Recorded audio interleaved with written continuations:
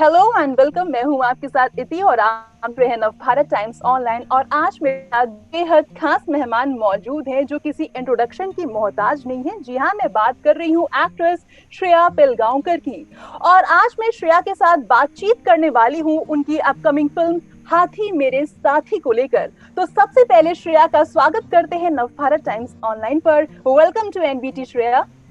Thank you so much Iti. तो श्रेया, सबसे पहले ये बताइए, आप एनबीटी पर हमारे डिजिटल प्लेटफॉर्म पर पहली बार हमारे साथ रूबरू हो रही हैं, बात कर रही हैं। कैसा लग रहा है, कितनी एक्साइटेड है हमारे प्लेटफॉर्म पर हैं आप? बहुत खुश हूँ। पूरा साल ऐसा बीत गया कि हम ज्यादातर लोगों को नहीं मिल पाए, तो अभी ऐसे ही इंटरेक्शंस खास लगने लगते हैं। Okay okay. सो श्रेया, सबसे पहले हम जानना चाहेंगे आपसे आपकी फिल्म के बारे में, हाथी मेरे साथी के बारे में। क्या कुछ है फिल्म? हालांकि ये फिल्म एक टाइम पे आ चुकी है इससे पहले, और ये reaction if I am not wrong. तो कैसा लग रहा है, कैसी फीलिंग है हाथी मेरे साथी को लेकर? क्या कुछ कहेंगी? ये फिल्म बिल्कुल रिक्रिएशन नहीं है, सिर्फ टाइटल ये है, और ये ट्राइलिंगुअल फिल्म है, सो तमिल, तेलुगु और हिंदी में बनाई गई है। मुझे लगता है कि उनको शायद एक रिलेटेबल टाइटल चाहिए था, क्योंकि एक एलिफेंट्स और ह्यूमन के बॉन्ड के ऊपर फिल्म है, इसलिए उन्होंने हाथी मेरे साथी रखा। पर कुछ पुरानी से कोई कनेक्शन नहीं है। मेरे लिए ये फिल्म खास है क्योंकि आई फील लाइक ये सब्जेक्ट बहुत इम्पोर्टेंट है, स्पेशली आज के दौर पे। बहुत एंटरटेनिंग चीजें भी दिखाई गई हैं, बट कुछ रियल लाइफ इंसिडेंट्स से भी इंस्पायर्ड कहानी इसमें है। और जो राणा का कैरेक्टर है वो बहुत ही खूबसूरत कैरेक्टर है, जो हाथियों के लैंड के लिए, उनके राइट्स के लिए लड़ता है। सो मैं जो कैरेक्टर प्ले कर रही हूँ वो एक न्यूज रिपोर्टर का है, जो किसी भी दबाव में नहीं आना चाहती और ईमानदारी के साथ ये जो राणा का कैरेक्टर है उसकी जंग में उसे सपोर्ट करना चाहती है। सो उस तरीके से बहुत एक इंटरेस्टिंग कैरेक्टर है। Seems interesting Shreya. और आप न्यूज रिपोर्टर का किरदार निभा रहे हैं। सबसे पहले ये बताइए कि इसके लिए कितनी एक्साइटेड थी? क्योंकि आमतौर पर हमने देखा है कि लोग जर्नलिस्ट बनना चाहते हैं, लोग एक्ट्रेस बनना चाहते हैं। तो कई बार ऐसा होता है कि जो जर्नलिस्ट होते हैं वो एक्टिंग फील्ड में चले जाते हैं, जो एक्टर्स होते हैं वो जर्नलिज्म फील्ड में आ जाते हैं।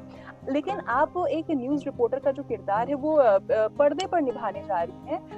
क्या कुछ डिफिकल्टीज आई थी? कैसे किया? कैसा एक्सपीरियंस रहा न्यूज रिपोर्टर बनकर?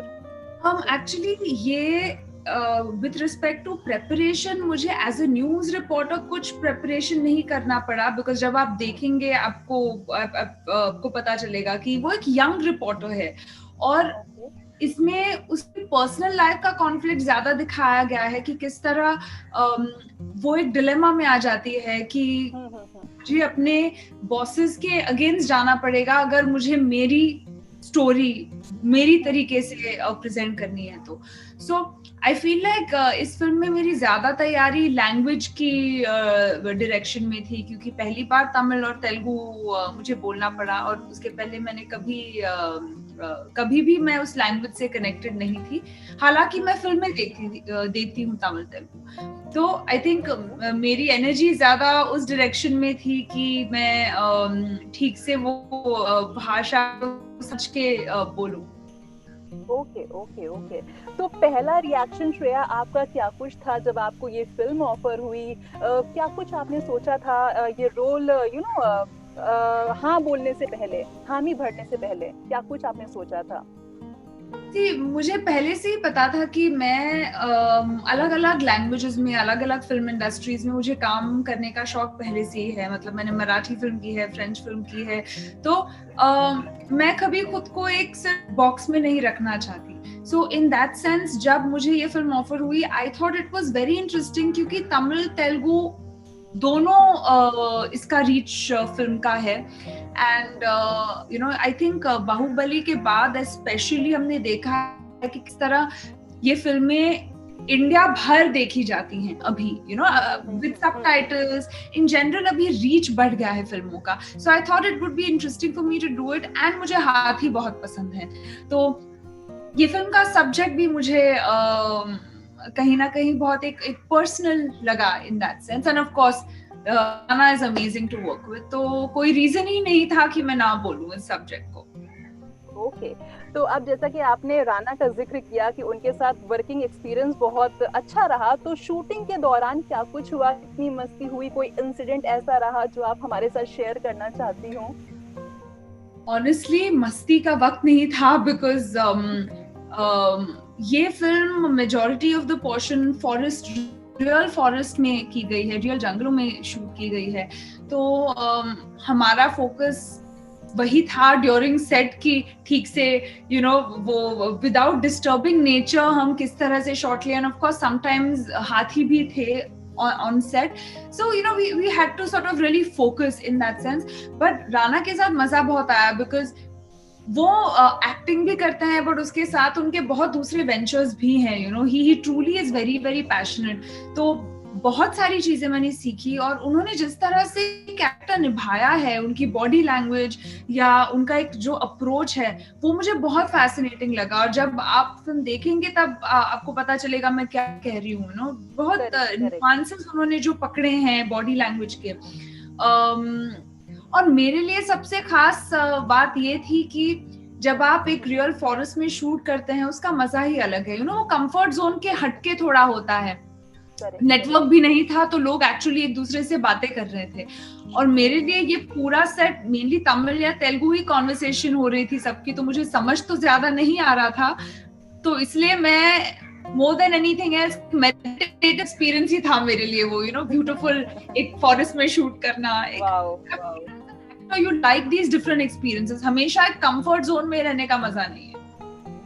तो मेरे ख्याल से मैंने जितनी अभी तक आपकी बातें सुनी है, सबसे ज्यादा मुझे अभी तक इंटरेस्टिंग ये लगा फॉरेस्ट में शूट करना, जो कंफर्टेबल जोन से बाहर निकलकर जो आपने इसमें किया है, तो मेरे ख्याल से ये एक one of the best experience आपके लिए होगा लाइफ टाइम के लिए। बिल्कुल, I mean, मैंने बहुत ज्यादा फॉरेस्ट में नहीं शूट किया जितना बाकी एक्टर्स ने किया, पर आई फील लाइक आप नेचर से बहुत कुछ सीखते हो, और सिटी में रहकर हम एक हसल में खो जाते हैं, भाग दौड़ में खो जाते हैं, पर जब एक डिटैच्ड वे में आपको काम करने का मौका मिलता है तो वो ऑब्वियसली एक्सपीरियंस खास होता ही है। तो श्रेया अब ये बताइए कि आपके अपकमिंग प्रोजेक्ट्स कौन कौन से हैं, इसके अलावा और आप किन किन प्लेटफॉर्म पर नजर आने वाली हैं?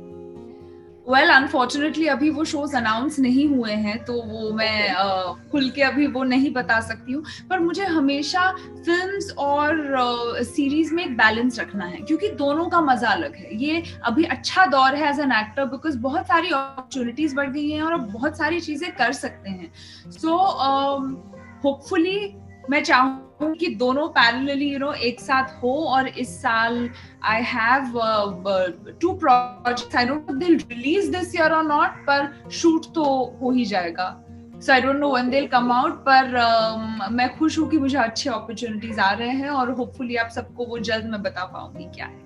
तो श्रेया आपके जो भी अपकमिंग प्रोजेक्ट्स हैं उसके लिए आपको ढेर सारी शुभकामनाएं हमारे तरफ से, और हम चाहेंगे आप उसके लिए भी हमारे साथ इंटरेक्शन जरूर करिए हमारे प्लेटफॉर्म पर आकर। बिल्कुल, होपफुली इन पर्सन करेंगे।